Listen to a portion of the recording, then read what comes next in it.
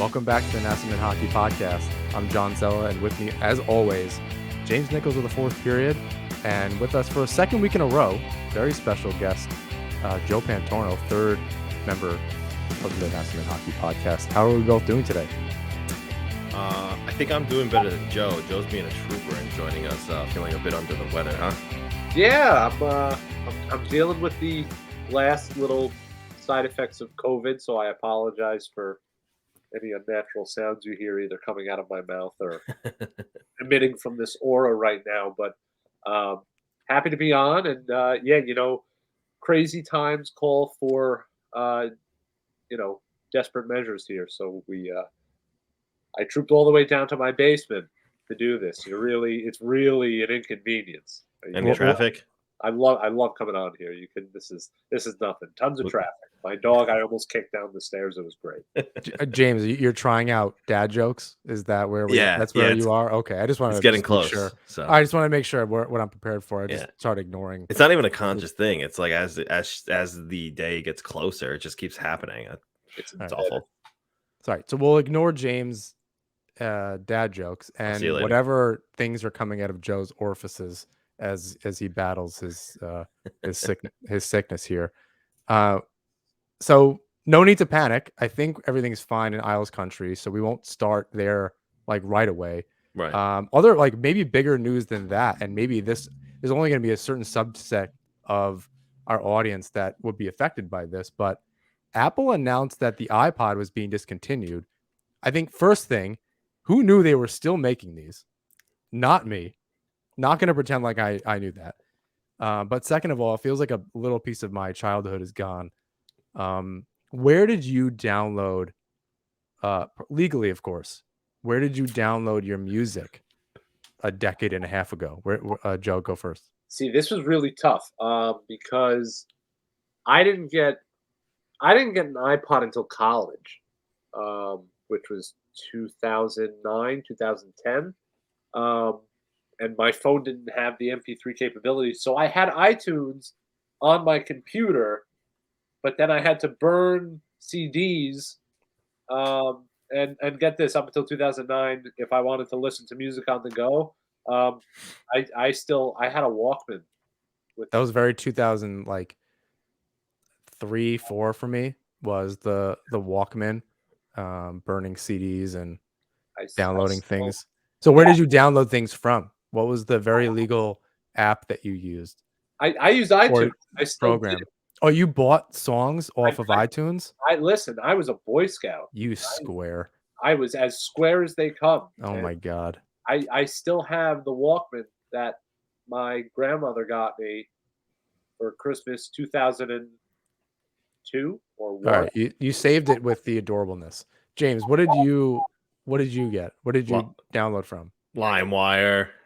We all used LimeWire. I mean, I do remember downloading off of Napster. But I used LimeWire. There was another one called BearShare. And obviously Kazaa. That was another early one. I just was strictly LimeWire. Yeah, just a different world back then. If you didn't sit there and have to rename all these songs, that was like whatever, I can't even remember what was an old enough song to think about. Like Welcome to the Jungle, and it was like welcome _the_jungle.mp3z, but like it was a whole, you had to rename everything, put the art, like it was a whole, you were like, and then you had to put it on a CD, and it was like a whole thing, and you keep track of them. This is a different time. My dad used to make his own playlists like it was his job. It was crazy. Every night, dude, you'd just be on LimeWire, just making all these different playlists for all these different things. Don't ask me what. And it started with CDs. He would burn CDs and write all over the CDs, every track, every song. And then when LimeWire came out and iPods came out, he was like, "Oh, I'm going to do this on the iPods now." It was like, I don't know what it was about it. It was like therapeutic to him, I guess. He just loved downloading and making playlists on. It just took a lot of time. Did. There was that part of it where you could make it your own thing, but it also just took forever. It actually probably makes sense too that he worked, like he traveled 2 hours to work every day, so that was probably why he was doing it. But yeah, so it's like pre-podcasts and like It didn't have any capability for radio. Like you Yeah. were just on an island. Like it was just on its own thing there. That's why I still have my iPod from 2007. Does it work? It does still work. And before I got my new car, I still used it in my other one. On this car, Wow. the Apple CarPlay doesn't accept iPods. So that was why I retired it. It still worked. I left it. Wow. It lived in my car in various cars from 2007 to 2019. I wonder if it accepts the newer version of iPod. I'm not sure. I didn't have it I wasn't cool enough to have an Did iPod. you ever have the cassette that Yes. plugged into your phone? I was just going to ask that because I had it and I still have it in my old truck. I have a newer car now. I have a newer Honda Accord, but I still have a 2001 Ford Explorer Sport Track that has been in my family for 20 years, and I still have the stupid cassette player. I don't use it because I still have a CD collection. I have a huge CD collection. It's at my mom's house. Okay, I'm not alone then. I also have a vinyl collection, but look at me. Yeah. If you're on YouTube, it won't surprise you that I have a vinyl collection. But yeah, I also have a CD collection. I want to see your vinyl collection now. But yeah, you would like the right side of the cabinet. It's all the old stuff, all garage sale finds. Fantastic. And they all are pretty much in good shape. There's like one or two that were like the Aerosmith Toys in the Attic is a little warped, but it's a good one. So I keep that one. Anyway, all joking aside, some big news, some kind of earth-shattering news that came down this week that I don't think if we put a list of 100 things we thought would happen this summer, that this would have cracked the list as a joke. Barry Trotz let go as head coach of the New York Islanders. And I wanted to get both of your immediate reactions to this because there was a lot of just trying to figure out what happened. There was news. Where's it going to go? What are the Islanders going to do? Now that we've had, a little more than 24 hours to process this as this kind of broke on Monday, I wanted to get both of your thoughts on the news, in short. We'll go into some various questions in a bit. Yeah, I mean, just initial reaction, I was stunned. I saw it come across my screen and my jaw hit the floor basically, and I was just like,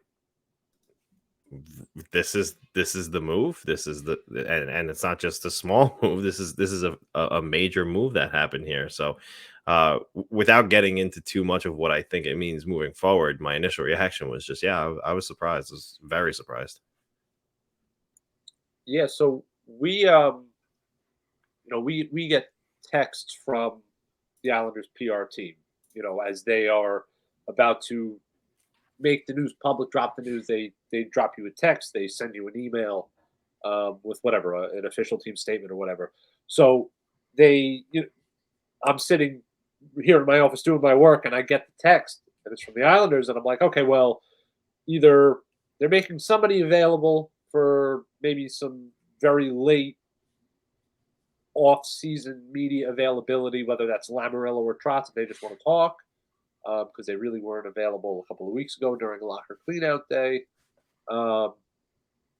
Or somebody got injured, somebody's having surgery, an update like that.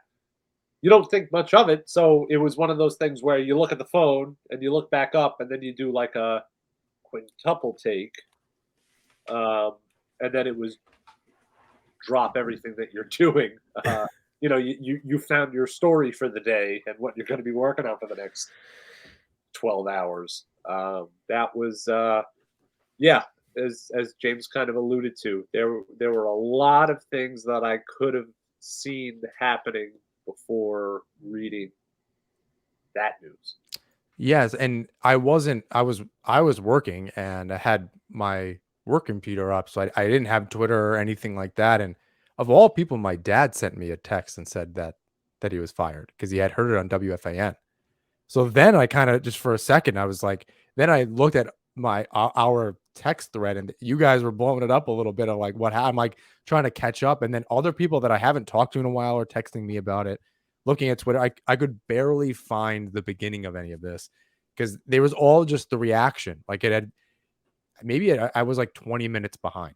So I was like sifting through all the reaction of it. It was a little weird to kind of sift through because I just couldn't find what had happened. And ultimately, almost nothing. He was let go. That was pretty much the beginning and end of it. And I was surprised. I'll mention a little bit later some of my thoughts. I was surprised throughout the day that kind of changed a little bit. Not to say that I wasn't surprised anymore, but just kind of like separating my emotion from it and trying to think through it a little bit more. I was trying to just see Lamoriello's angle. And as I said, to the surprise of no one, Lou doesn't offer much information in his presser. There's not a whole lot out there. Are either of you kind of hearing what's being speculated? Again, I like couldn't barely find the beginning of this thread of just like Isles' Twitter. What's being said out there? What do we think the reasons are that he was let go? Joe, you could take this one. Yeah, so I mean, there's a lot of speculation here, and I don't think we're going to see anything legitimately concrete. Oh, we'll never know. Yeah, for when the book comes out 15, 20 years from now, I don't think you're going to get anything really out of Islanders camp unless a player goes rogue and tells somebody, and it makes its way through the grapevine to one of us. But I think one of the biggest things I read was that the relationship between Barry Trotz and Lou Lamoriello had soured a bit during this season. I think there was speculation about Barry's relationship with some of the players in the locker room. Again, it would be unfair to name names just because it's speculation, but people write a few names and people say, But "Well, it was this season. That's what we're thinking. Yes. Even yes, this season." Even though Lamoriello in his press availability yesterday said that this was more than just this season. Of course, he didn't allude to it being, saying that, oh, okay, well, it wasn't just this season. It was, the fact that his contract was going to expire next year. Or he said, well, it wasn't because of some decisions he made over the previous 2 seasons. None of that came out. None of that came to light. Again, very, very cloak and dagger, however you want to call it. So, yeah, we're just left here to speculate. Yeah, I got that same tip that that there was a souring relationship between Trotz and Lamoriello. Essentially started back, the midpoint of the season when things had gotten really really bad. Um, I was on a show today, CH Go. They were hopeful that maybe Barrett Trotz would want to take his talents down to Chicago and coach the Chicago Blackhawks. But interestingly enough, Colby Cohen was on the show as well and had said he actually texted one of who he wouldn't name, but one of the quote unquote younger Islander defenders on the team and said, "Hey, what happened there?" And the reply basically was that Barry lost the room, apparently. So I'm not confirming anything. That's just what Colby had said that he was told. And just to make that clear, like this is as it's a little past speculation. It's hard to it's hard taking this all with a giant grain of salt. Right. No one here is an insider. I just want to make that really, really clear. Right. Yeah. This is an attempt to try to figure something out.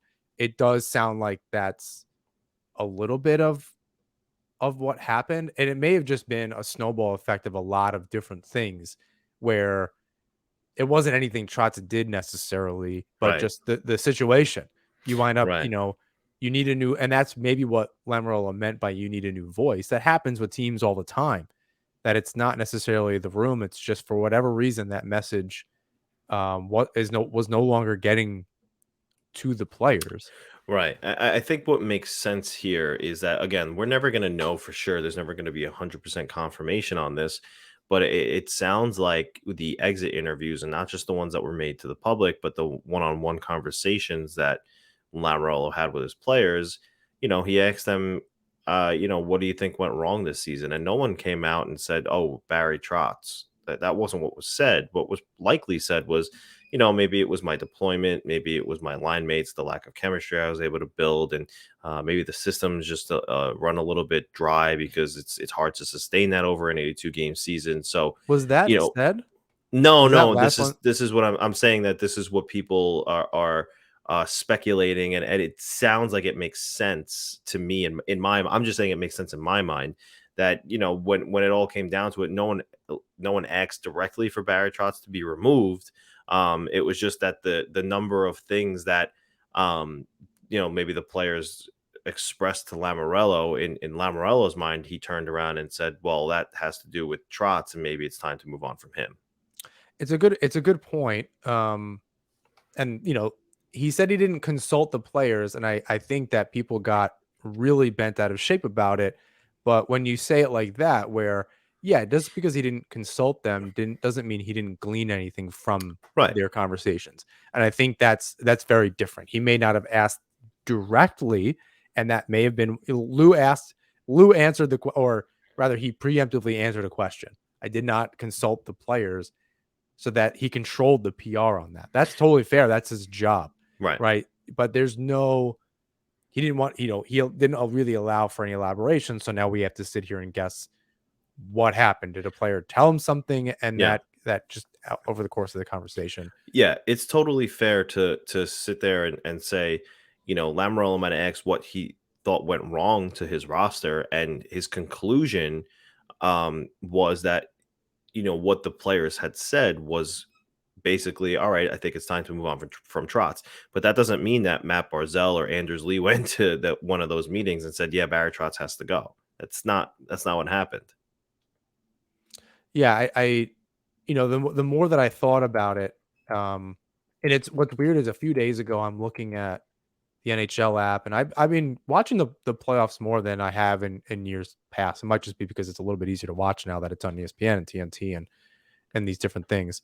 But looking at how many goals are being scored per team per game in the Yeah. playoffs, I wondered if it's like 4+ goals a game.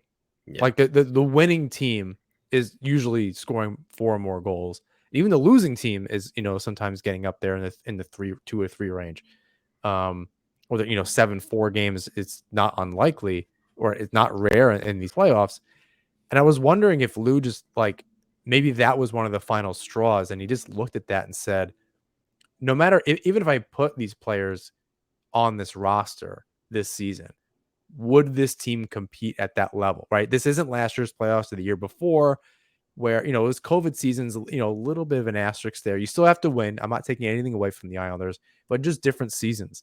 Now this was a little bit of a grind. These playoffs are wide open, more open than they have been in a really long time. And I wondered if Lamoriello just thought maybe they wouldn't cut it this year. Maybe the system wouldn't work. Now he's a defensive first guy, and I think he would just stick to his guns.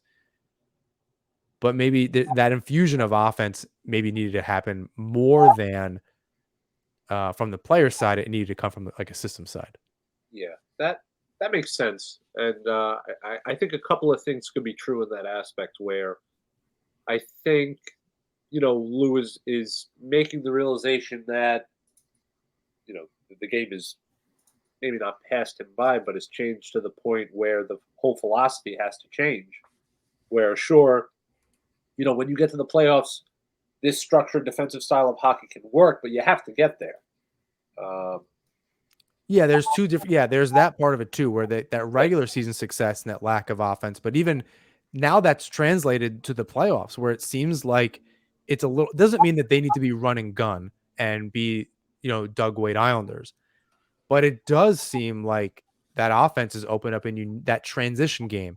I think I kind of put some pieces together on this thread where I saw somebody mention that would be the biggest part of the incoming coaches shift to the system, was not taking away from the defense, but and some of this is Lamoriello adding those pieces on D, but their transition game is the real problem here. So I'm just connecting speculative dots here, but back in want to say the winter, I was talking to someone, on the inside of this and not of this situation, but on the inside of the Islanders, and I was asking the question about Matt Barzal's next contract and is there any truth to the matter that he might want to play in a more free system, yada yada. And back in the winter, the answer I got there was the Islanders would move on from Barry Trotz before they moved on from Matt Barzal. So I half wonder if Matt Barzal, being the franchise guy, the cornerstone, the centerpiece you're building around, not him personally and directly had anything to do with it, but his style of play had a little bit to do with it too. Because you look at some guys in the playoffs right now. Matt Barzal has the same pedigree as some of the top guys. He can be that player. He can score 75 to 90, even 100 points if at his peak.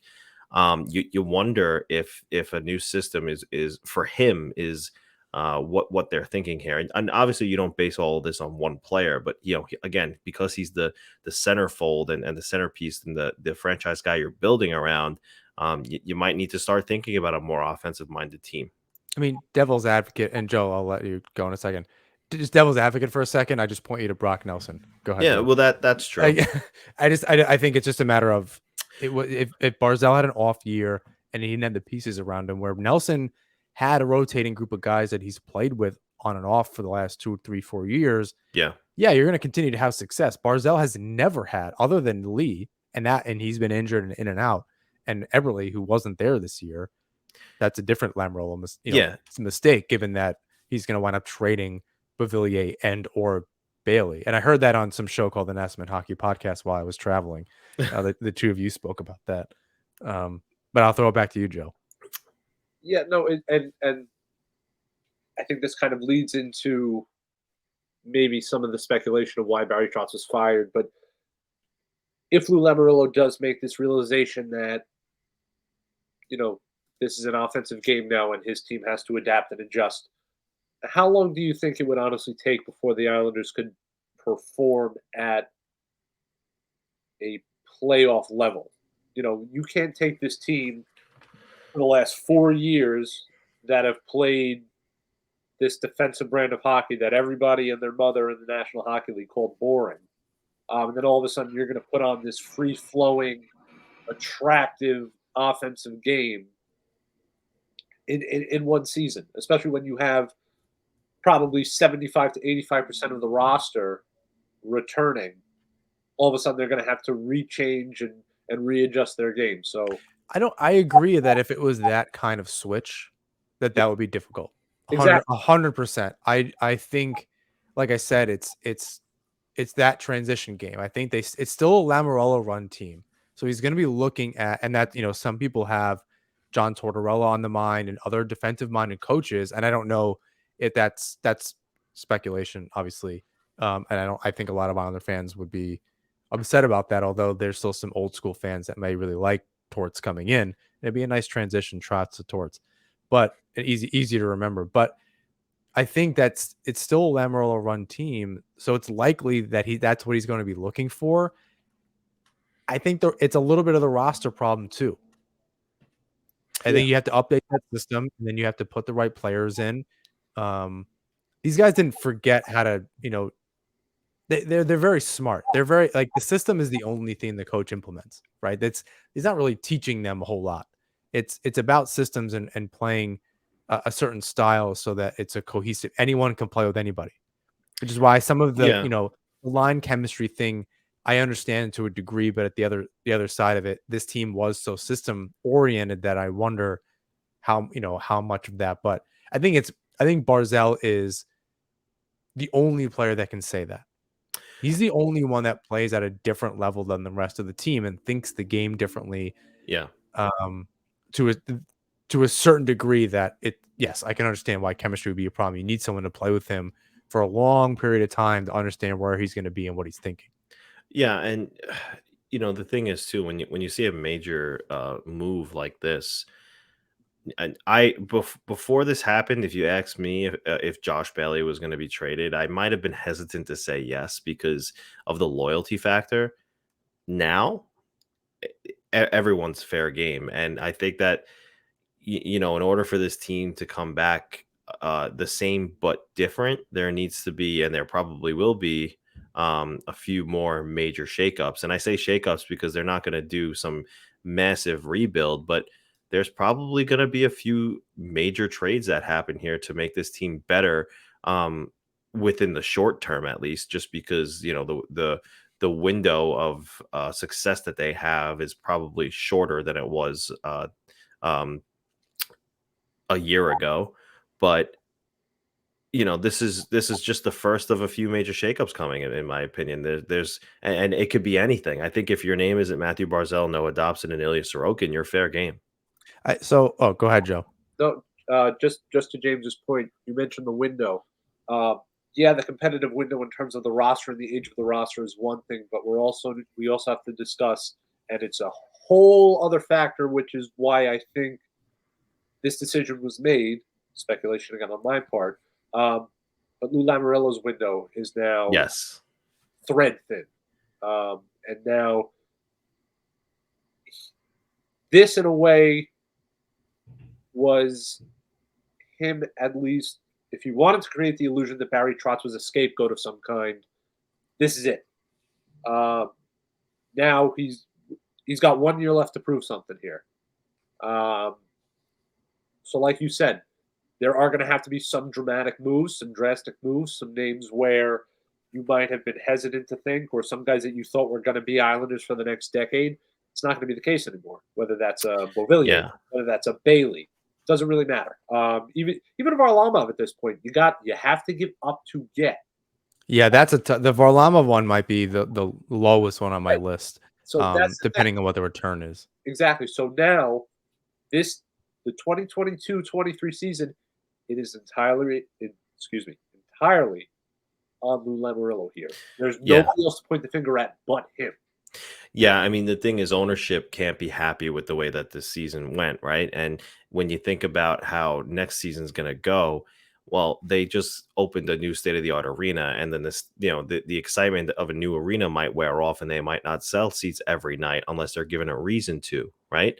So now, management or ownership is looking at management and Lou Lamoriello specifically and saying, okay, you fired Trotz, you took a step back. Now it's time to take 2 steps forward because we're worse than we were a couple of days ago. How are you going to make us better? And in order for us to fill those 17,000 seats that we just built, you need to make and ice a product that fans are going to be excited about and want to see night in and night out. I'll And say this. not just a team full of Shane Princes and Tyler Kennedys. I'll say this. This is not only does Lamoriello have a history of this, but this is very different for the Islanders in so much as it's not like a good coach was fired and ownership wasn't out there willing to spend the money, right? They're looking for results, but they're also willing to put their own skin in the game. So that's that conversation, as somebody alluded to, I think earlier in the show, about somebody on Twitter saying that they wouldn't want to give up $5 million and just let Trotz walk or whatever the deal is because he has that contract. Clearly this ownership signed off on this, financially, and said, okay, that's probably aspect number one. In the short term. In the long term, as you said, James, how are you going to fill the seats? Right. If I'm the owner of a hockey team, and I'm not, I imagine that conversation has to have a plan behind it. We won't know it until we're in the middle of it. But I imagine Lamoriello has to go to them and say, look, here's what I'm thinking. This is why I think we should do it. I know there's a financial commitment, but you make the second round of the playoffs next year, you make that money. That's easy money you find on the other side, right? Like they did lose all that playoff revenue that they would have gotten in during the first COVID year. They had some last year, but you lose that on this year. In a year you thought you were going to be in a new arena, it would have been bananas over there. So I wonder if that, like, there had to be a conversation. But what's different about this team or the franchise in general now versus in years past is that there's an ownership group willing to throw money at it and help help a GM make the decisions. Now, as shocked as you were about the Lamoriello firing Barry Trotz thing, Like you said, John, there is a history of him doing that, and I'm not saying that this should have been the way it was. You know, the jury's still out on that, and a lot of things need to still happen, and we'll see the results a long time from now. But Mike Vaccaro, the New York Post, wrote a good article on Lamoriello's history doing this, and in 8 years, there was oh no, I'm sorry, with 16 years with the Devils, Lamoriello had hired and fired 8 different coaches, but in that span, he also won 3 Stanley Cups, and he did fire one of those coaches while the Devils were in first place, like a week or two before the postseason was about to begin, and then just 6 to 8 weeks later, he was sipping champagne out of the Stanley Cup. So One of those years, he made himself the coach. That was that like a was the year. Milbury move. That That was the was the same. Yeah. year. Yeah. So listen, as much as you are shocked and outraged and you don't like the move, that's fair, but let it play out because he has a history of doing this, and that history does show that more often than not it has worked. So I'm with the masses here. I'm shocked, and I don't really know who you're going to hire that's better than Barry Trotz. But again, he has that history. Let the man work. I think this is such difficult news for Islanders fans to sort of digest because given the mediocrity that this team had been mired in for so long, I think there was always this thought of, all right, well, if we find something or someone that works for this organization, we're going to wrap our arms around them, and we are just going to, they'll be lifers. I think there was a faction of Islanders fans who, after year 2 of the Barry Trotz contract, they were like, you know what? Give him a lifetime contract. Sign him up. Doesn't matter. Just build the statue. Right. I think there's just that feeling of, and I can't speak for the fans, but I think there's this feeling of, it was unfairly cut short in a way. At least, let him see it through the life of his contract, see it through the whole deal, at least. So that's a really good transition, and I'll like you can expand on it in a second. What do the Islanders, as a franchise, and Lamoriello owe Barry Trotz? Apparently nothing. But I think that's what I was seeing a lot of, that like that immediate kind of feedback on Twitter was, don't we owe this guy more than this? Is it really hard? And Joe, you can continue to elaborate. Like, isn't that kind of the point, and like that separation? Like, yeah, this is what he did, but the team took such a big step back. How we think we can rebound as a franchise is new voice, an infusion of a couple new players. We kind of just have to cut and run, which might be indicative of some other players, as you said, kind of being left behind and not playing. You could argue about the Chara playing all year and a lot of the vets that just did not deserve to be in the lineup. I don't think I subscribe to like, oh, he wasn't playing the kids. You can be frustrated about that, but that's, as Kevin Kurz wrote about, that's very common in hockey. Coaches are harder on younger players. That's just the way that it is. Did the Islanders? Oh, like I think we've said before, Lamoriello showing his loyalty. Did this hurt the franchise and his ability to kind of bring another coach in or any other players this offseason? Yeah, so I kind of wondered that, I think, when it first happened. If this kind of creates bad optics surrounding the Islanders' job. And I mentioned long-term viability, and I probably did make the mistake in assuming that guys who are going out for NHL head coaching jobs are thinking that they're going to have the luxury of settling into a long-term role and say, okay, if I get hired by a team that hasn't won a Stanley Cup in almost 40 years, I can see myself being there for 10 years. That might be a little unfair.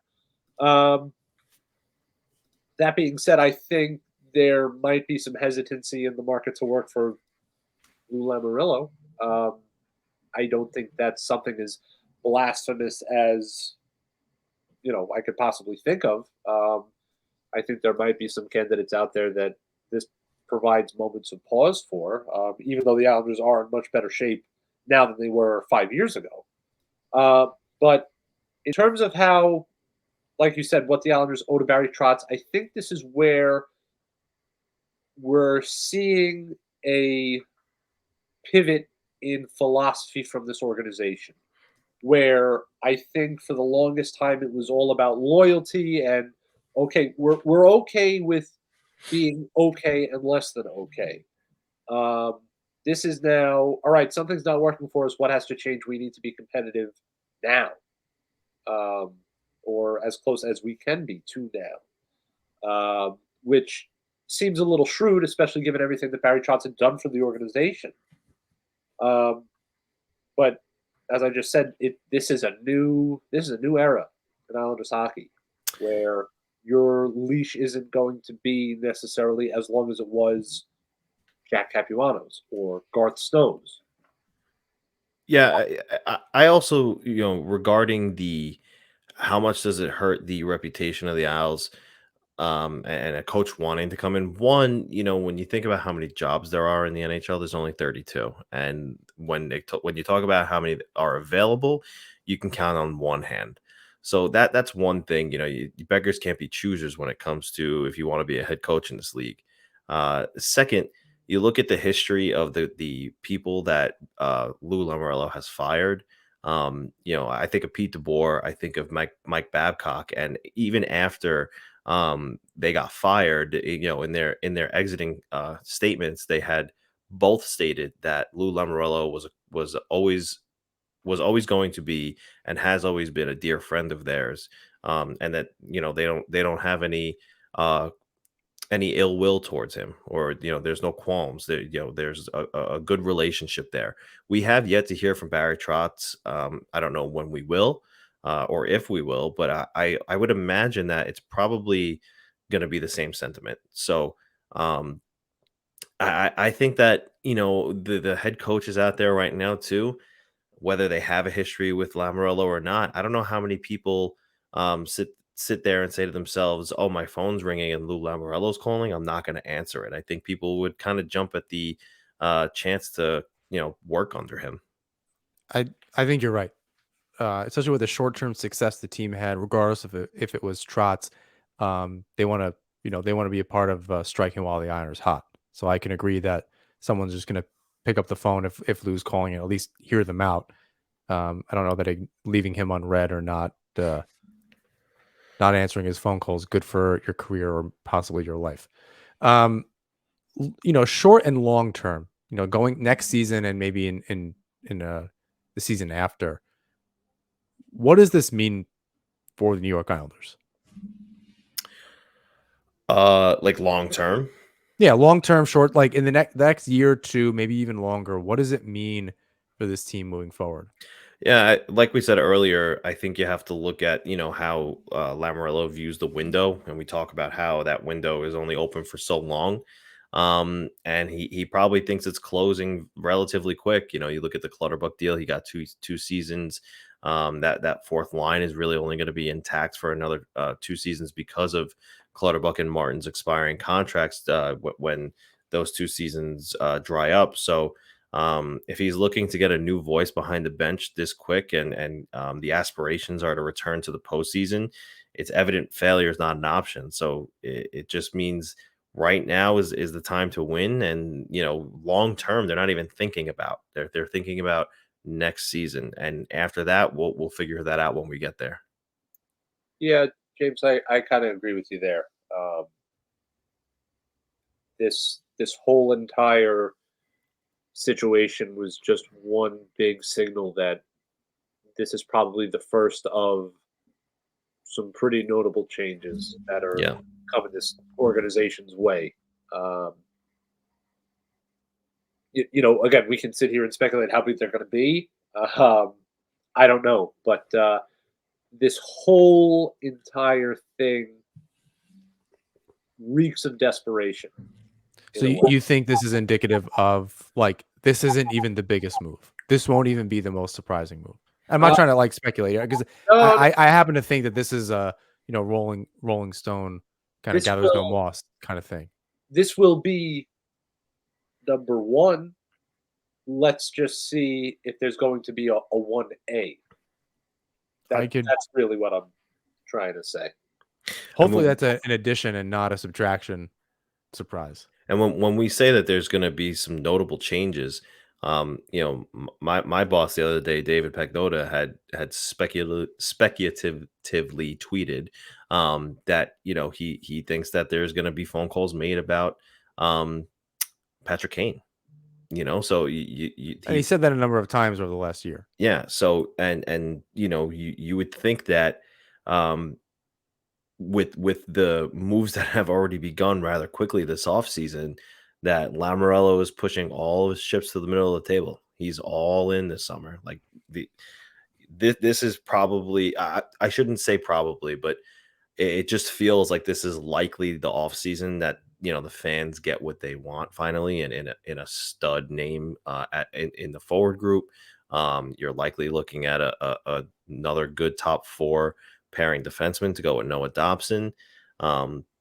There's going to be some significant moves this offseason because he has no other choice. Lamoriello, like Joe said earlier, he's on a short leash. Hockey fans, the pursuit for the Stanley Cup is on, and DraftKings Sportsbook, an official sports betting partner of the NHL, has an unbelievable offer for the most exciting playoffs in sports.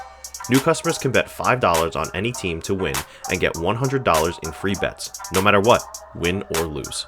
Looking to turn a small bet into a big payday during the playoffs? With DraftKings same-day game parlays, you can do just that. Create your own parlay by combining multiple bets, like which team will win, how many goals will be scored, and more. It's your shot at even bigger payouts. DraftKings is safe, secure, and reliable. Best of all, you can deposit and withdraw your cash whenever you want. So download the DraftKings Sportsbook app now, use promo code THPN, bet $5 on any NHL team to win, and get $100 in free bets, no matter what. That's code THPN at DraftKings Sportsbook, an official sports betting partner of the NHL. Minimum age and eligibility restrictions apply. See show notes for details. Was this too soon of a decision? Like, or what we're hearing from the player side of things, speculatively or rumors or whatever you want to call them, do we think that was enough? Even if it was just one season, and it was less about not making the playoffs and more about what was happening behind closed doors?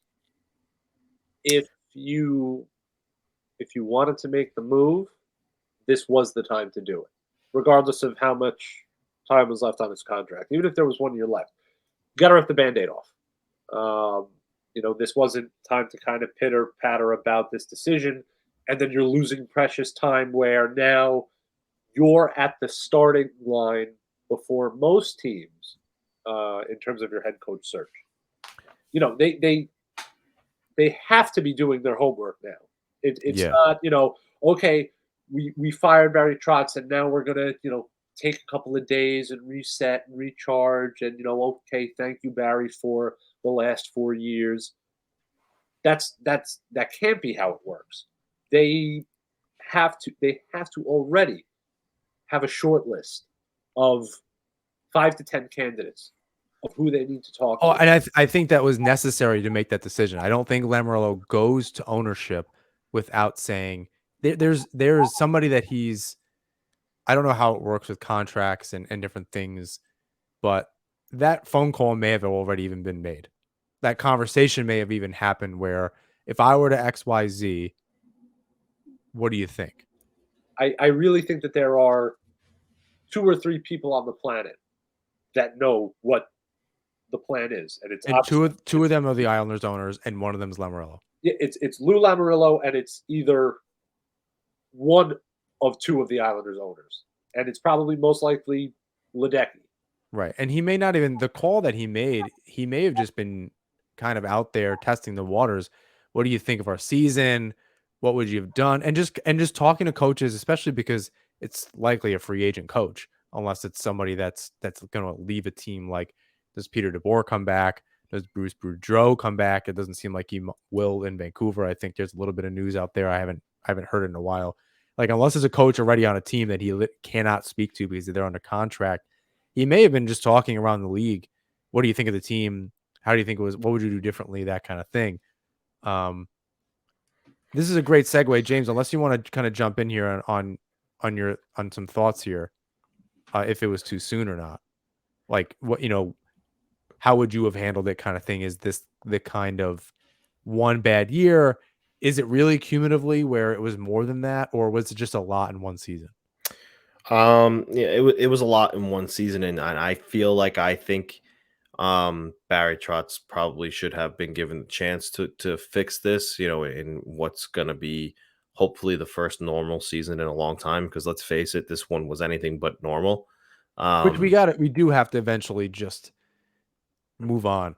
yeah, Like I know that this. I don't mean from the global crisis, because we're not there yet, but from layering that excuse over everything. Like we eventually it's just you're a professional hockey team, get your shit together. I've said that right, all season. You're talking, and I said this a while back when they were when they were actually within striking distance of Washington. Joe, I don't know if you heard the show. Don't tell me because you're hurting my feelings. But when I uh on the show, and because James, you and I were kind of going at it a little bit. sure, I said, you're at a certain point in the season, it's about 7 wins. That's about 13 games. Right? They came out 500 out of that road trip and people were happy about it. You're talking about one between that point, November 20th and maybe mid-March or the end of March. You were talking about one win a month. Well, one regulation win a month more. And they are within striking distance heading into April. That's why I say I almost call all the excuses bullshit. You're not talking about all that much at the end of the day. That was my biggest problem with all this. I don't know who that lies on Trotz. That's the players. He can't skate. My coaches used to say that. I can't put the skates on for you. You can't go out there and do it. right. Well, and that's the thing too. So that I my answer is, you know, at first glance, I thought it was a bit too soon. I felt that maybe he earned the right to right the ship. But when I zoom the lens out a little further, and I hear that Lamoriello felt that they needed a new voice, which indicates that he lost the room. And then you hear those unconfirmed but sounds likely tidbits that a certain player on the Islanders did say, like, yeah, that he did lose the room a little bit. um you sort of start to understand a little more that Lamoriello is feeling like he's going to be on the hot seat soon. He needs to make the right changes and make the right calls to get this team back on the right track. So if you would have asked me right away, I would have said yeah. But now that I've let it marinate a little bit, and I have a better understanding of some of the things that went into this decision, yeah, it makes sense to me. Yeah, I don't disagree there. And I think I also do want to say I don't think I don't want to misconstrued us like trying to dive into this, and maybe we're in the rationalized stage of whatever's happening here where we denied it first and we're going through the stages of grief and trying to figure this out. So we may just be a little bit further down all that. All that to say, I don't think any of us are happy about it. I think Right. from even just separating ourselves from doing this and Joe, your career and things, and just like from a fan's perspective, this is a scary thing. Our sale is gone, and there may be a new one, but lose decisions this year didn't exactly evoke confidence from the fan base.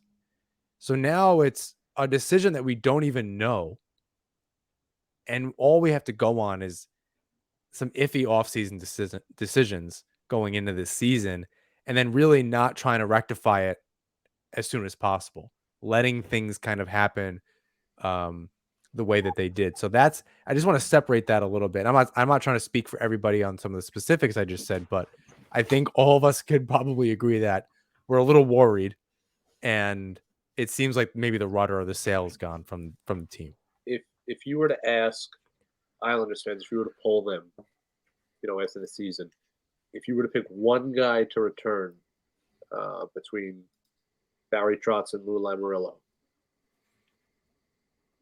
would it be out of the realm of possibility if I said that a majority of them would have said, well, we want Barry Trotz to stay? That's completely true. Again, I can't. Again, I'm not. I can't deal from a fan perspective. I can't say, I'm not.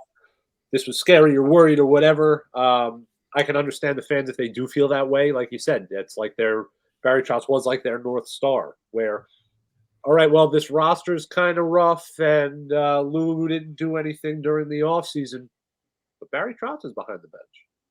And look what Barry Trotz did Right. the first 3 years with the team. Look what he did. So you know what? You can't count the Islanders out.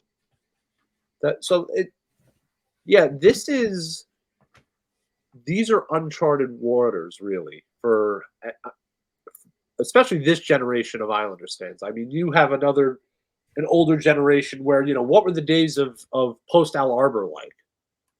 And then there was, Which time?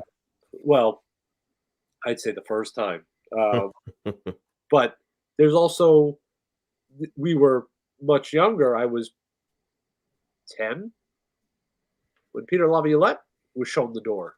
I think that was another one where it was like, what? Yeah. Well, in that case, that's not. I mean, I appreciate the example. I don't like it because of what happened after that.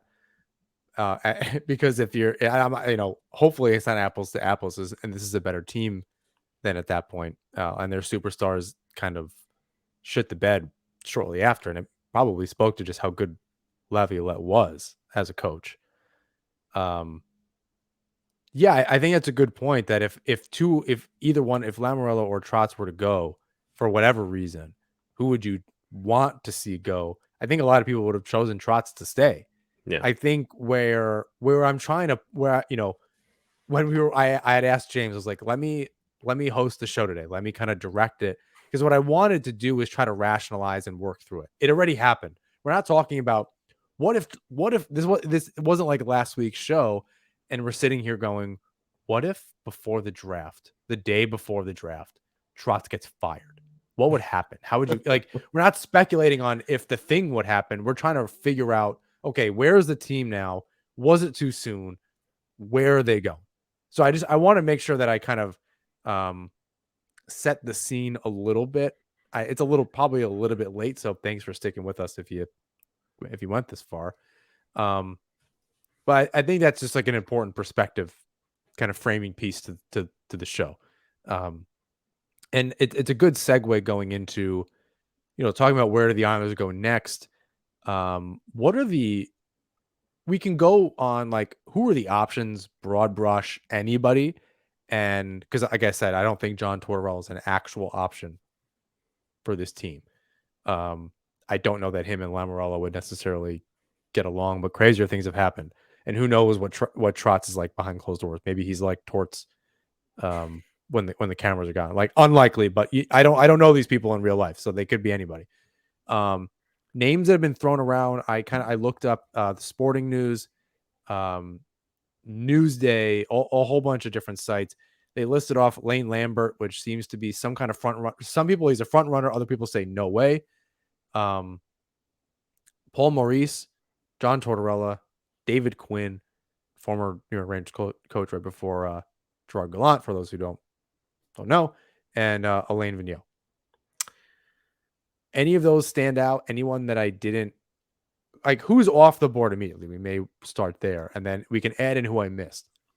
I think what stands out for me about Lane Lambert is when when Lamoriello says that the team needs a new voice. I don't know how new of a voice Lane Lambert is, just because he's an extension of Barry Trotz. They've been together since Nashville. They essentially run the same system. I know that he was up for candidacy in Anaheim, and he got that interview. He wound up not getting the job. There are those rumors that out there that the Detroit Red Wings are really interested in him, but it feels like, to me, it just would have made sense that if they were going to relieve Barry Trotz and promote Lane Lambert, it would have happened at the same time. That's probably fair. And I did also see, and someone correct me if I'm wrong, I did also see that Pierre Greco is no, like, kind of where Trotz goes, so goes Greco, that he may not return. The goalie, that was Mitch Korn. Mitch Korn. Via Andrew Gross, he had said that he heard unrelated to the Trotz firing, that he may not be returning. I do think that Piero Greco will be staying with the organization, which bodes well for the Islanders. I did want to throw it out there. Joe, go ahead. No, yeah. So this is kind of tough, and you try to kind of connect dots here. Lou Lamoriello, I don't think, is the kind of general manager that's going to come in and give a younger coach the opportunity. Right. Which is a bummer. Which is a bummer, but that's the old head of thinking. I can't see David Quinn. I can't. I just don't think it's the move. He doesn't have a ton of experience at the NHL level as it is. And look how different of a team the Rangers are. Granted, I mean they underwent a pretty significant roster change in the front office as well, but at the same time, that's a pretty significant step back. When you're going through the experienced coaches, I guess. I mean, Tortorella, yeah, you can see an obvious butting of heads kind of happening. One name that stands out to me, I mean, Paul Maurice, sure. Claude Julien is another one. Yeah. Was he with Lamoriello? Am I thinking of somebody else? Lamoriello fired him after one season with the New Jersey Devils. I mean, that's a Lamoriello move if I've ever heard one. Yeah. And they were like 47 and 25 at that point too. There you go. Yeah. So I think there are a lot of experienced options that Lamoriello can pursue. Even Alain Vigneault, even though the Flyers were really just an outright train wreck during the first portion of the season that led to his firing. So, really, if you want to go safe, where you kind of know what you're getting, and you want to go track record, I guess, I think Julien and Maurice are I would say two of those safer options. Let me just get it out of the way now. Don't talk to me about Joe Quenneville. Don't even bring him up. Guy shouldn't be in the league. Mike Babcock is another guy that has Lamoriello ties. Yeah, problematic. Out. Yeah, books out on him. Just they can stay away. Very fair. And this isn't from an Islander perspective. This is just from an NHL perspective. I agree. Yeah. Totally agree. I mean, plenty of other people as well throughout the league. And look, we talked about Patrick Kane. We're not going to get on this soapbox. Don't worry. But like even Patrick Kane going to the Islanders, I wonder if his story past is and Lamoriello is like absolutely not in this locker room. He could be the best player in the world. Lamoriello will stick to his guns, and I'm kind of about that. But I can stop myself there. Joe, I echo your sentiments on Joel Quenneville. I don't believe that's morally the right move. The only reason why I even bring up his name though is because I've heard it a number of times, and I'm not talking just through speculative sources. I'm talking the 32 Thoughts, the Jeff Marek show, even Kevin Kurz on a couple of shows brought up his name.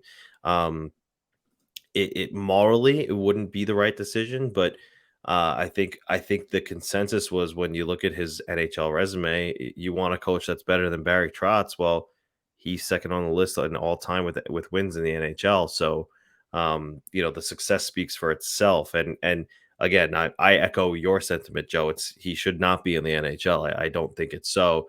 And Kurz was even referring to if the Islanders PR can, handle the heat and make the noise not as loud as it could be.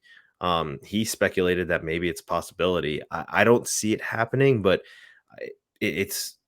I've just heard his name in a bunch of different on a bunch of different platforms. It doesn't seem like it's impossible.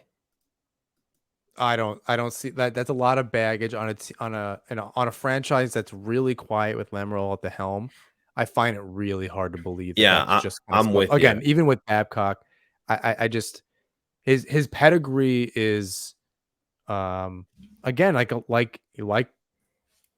Captain Sirius and Kane, I think their legacies are tarnished a little bit. I really don't care about any of that. I think Lou, ignores it as well. I don't think that's an option for how he handles this team and what he expects out of the players to then bring in a coach like that. I think you're kind of talking out of both sides of your mouth. I wonder about Jim Montgomery. That's a guy who I think wants probably a second shot at being a head coach. He got let go in Dallas after some issues with alcohol abuse, but he comes back with a clean slate. He's now the assistant coach over in St. Louis, and look what they're doing right now. So, And he was a defensive minded coach, from remembering. yeah, but I mean, again, I don't.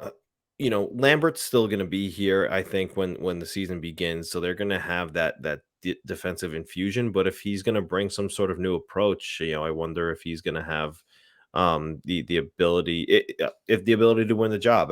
Again, he's just another head coach out there with NHL experience. But I wonder if he gets a call. Anyone on your list, Joe? No, the two guys I brought up before were, again, kind of the safe picks. Yeah, it's tough. I mean, you have other like Rick Tocchet, like that's a name that could be thrown around there. Again, if you want to infuse an offensive mind and a defensive mind and hope that they can mesh, Vigneault's a strong candidate. Yeah,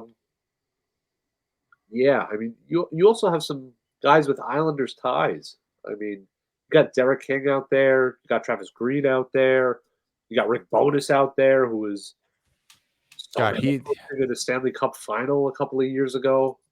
yeah. I He strikes me as somebody as the game kind of passed.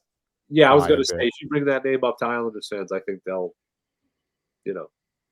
politely tell you to go somewhere else with that. But I mean, just in these 5 minutes, we threw around 10, 12 names. Yeah, there are a lot of options out there. I wonder. I don't know who the right pick is. I don't really know enough Well, about other coaches. That's the thing. I'll say this, right? With how abrupt this announcement came and how quick it happened, I have to think that Lamoriello knows what he's going to do. Oh, that's what I He said before. He could not go to management to the owners yeah, and say, I'm not going to tell you what I'm going to do, but I need you to pay the guy that I'm about to fire another $5 million next season. yeah, Absolutely not. That he is that decision. absolutely, There are three people on this earth that know who that is. yeah. Maybe four if the coach is already called, and it's the owners and Lou. Yeah, he absolutely has somebody in mind that he wants. He knows is available right now and wasn't willing to wait until next season to see if he was still going to be available if they didn't bring Trotz back, if he was not fired and fulfilled that contract. So we could speculate all we want, but he knows what the future is going to look like. That's already been premeditated. Yeah, you're right. There has to be a name or two or three.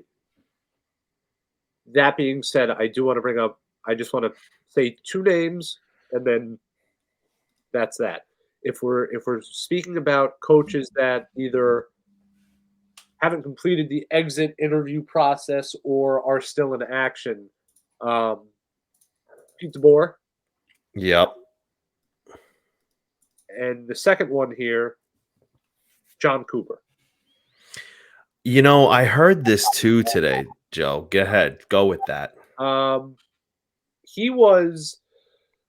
Cooper was on thin ice before the Lightning had obviously won these last two Stanley Cups. Obviously, that's going to give you as much grace time as you need. I think the Lightning would be. I don't know. I think that'd be a pretty shock move if the Lightning don't make it out of the first round against the Maple Leafs, and They're up 2 or 3-0 right now in the Leafs in game 5. exactly. And then they would proceed to show him the door. That being said, I think John Cooper has done everything that he could possibly do in Tampa Bay. Obviously, we know that John Cooper has local roots here as well. He went to college across the street from the Nassau Coliseum. Right. It's just a name that I'm simply throwing out into the universe as the potential of, if he ever wanted a change of scenery, here's a team that's in pretty good shape that could use a two-time Stanley Cup winning head coach to lead them. That's interesting. I did not see any. I was not on Twitter all day, and keeping up with different articles and things. But that's definitely interesting. Joe, you alluded to this earlier. Is Lamoriello on the hot seat now?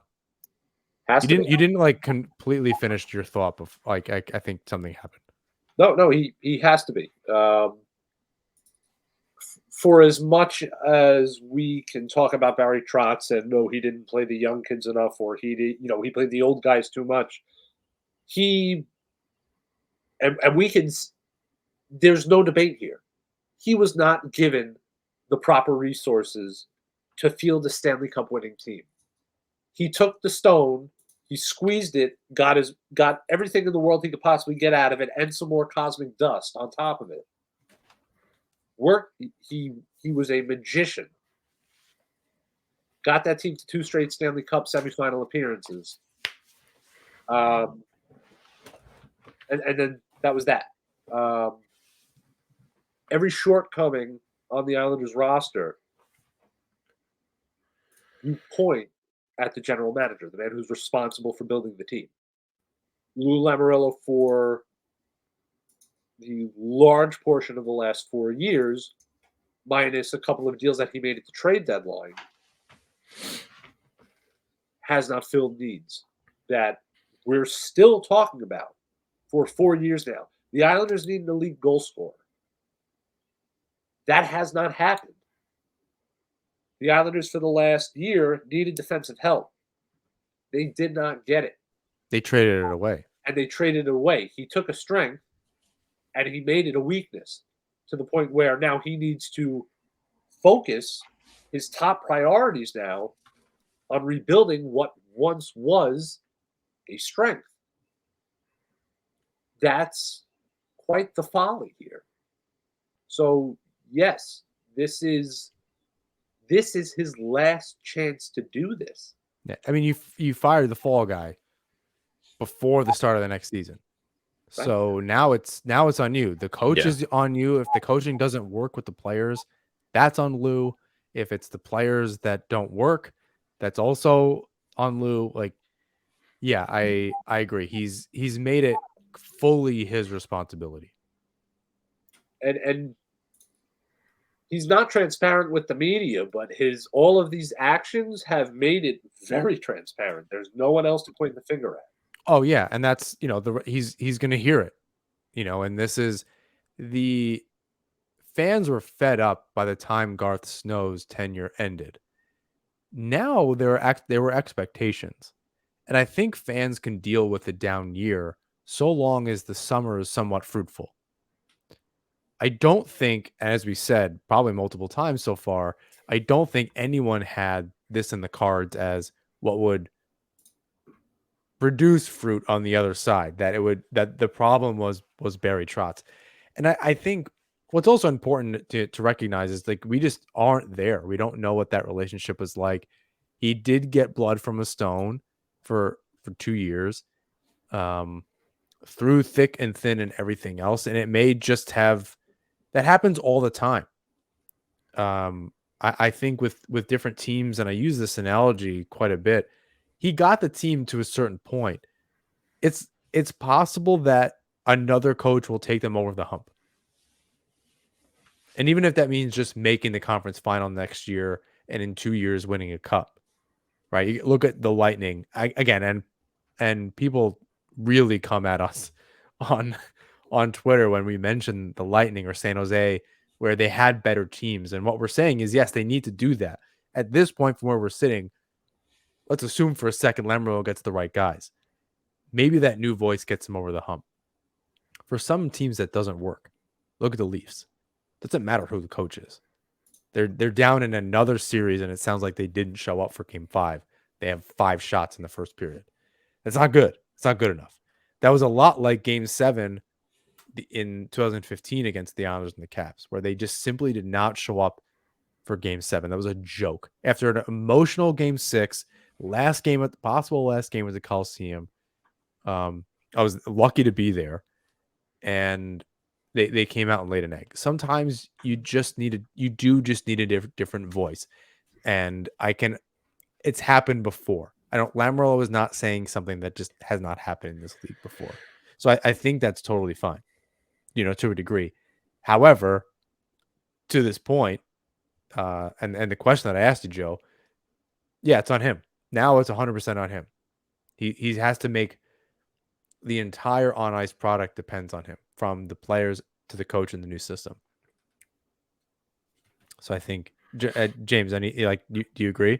Yeah, no, I echo everything you guys just said. There's not much more you can say about that. That's all pretty accurate, and there's just gonna be buckle up. That was an early bomb for the off season, and there's bound to be a few more. So yeah, and I think that's a really good segue where right before we hit record tonight, the draft lottery took place. Islanders are locked in at number 13. Do you think Lou already made a big move here? The Islanders prospect pool is not as highly rated as I think Islander fans see it around the league. I think a critical look probably shows that it's definitely iffy. Particularly the last few seasons, is they're going to need a lot of those players to hit, and that's pretty rare. Do they use this pick in some kind of trade? It's a fairly high pick, top 15. It's a lot of players on the Islanders roster in the top 15. Do they use it? Do they use it in a trade? What do we think? Yeah, I mean, I think we spoke about how short the window is in Lamoriello's eyes and how aggressive he was to begin this offseason. I think he's going to be pretty aggressive to use that pick to acquire a top end talent that he needs, whether it's on the blue line or it's in the forward group. It could come down to the very wire where the clock is ticking and the Islanders are on the clock to make the pick, and then we might see Gary Bettman come up to the stand and say, "We have a trade to announce." But I do have a sneaking suspicion that 13th overall will go to somebody else in an effort to bring in what he needs to compete next season. This draft class isn't necessarily the deepest either. So the incentive to hold on to that pick in the first place isn't all that strong. Will that affect Lamoriello's ability to sell that pick and package it? Possibly. But at the same time, you can build a strong enough package surrounding an NHL player, that first round pick, and a prospect to at least grease the wheels on a big trade to fill a area of need. Yeah, that's as many have said, Beauvillier, blank, blank, and blank, however many blanks you need to have there for that, maybe that second pairing defenseman, which I think would be a lot. It would just have to be a younger defenseman with the potential, or at least a trajectory as Dobson has to become maybe a first pairing defenseman. I think a lot of people see whoever the Dobson's partner is, and Dobson one day moving into Pelech and Pulak's spot, and then they move down as a second pair, like a little, passing the torch situation. So that would be a big haul for a second pairing defenseman. But on a team like a piece or so away, that's how and I don't think it's this player, but as it's just been speculated all season that Chychrun is in the mix. I don't see it, but if you're now that Trotz is gone, again, now operating under the facts that we have that Trotz is gone, maybe that's different. Maybe I think about that differently. I didn't think Chychrun would fit into a Trotz system and work with all of that. Now it's different. Now we're talking about unlocking some different stuff on this roster that we haven't seen in some time.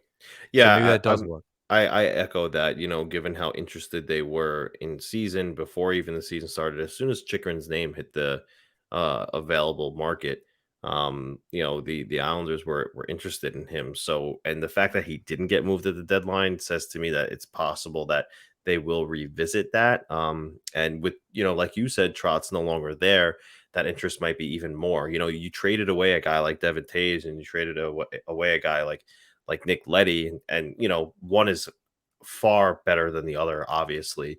But you might want to look into getting a guy back like that, because you might be kicking yourself at the fact that, yeah, we gave up 2 second-round picks for could have been Norris candidate this year in Devin Taves.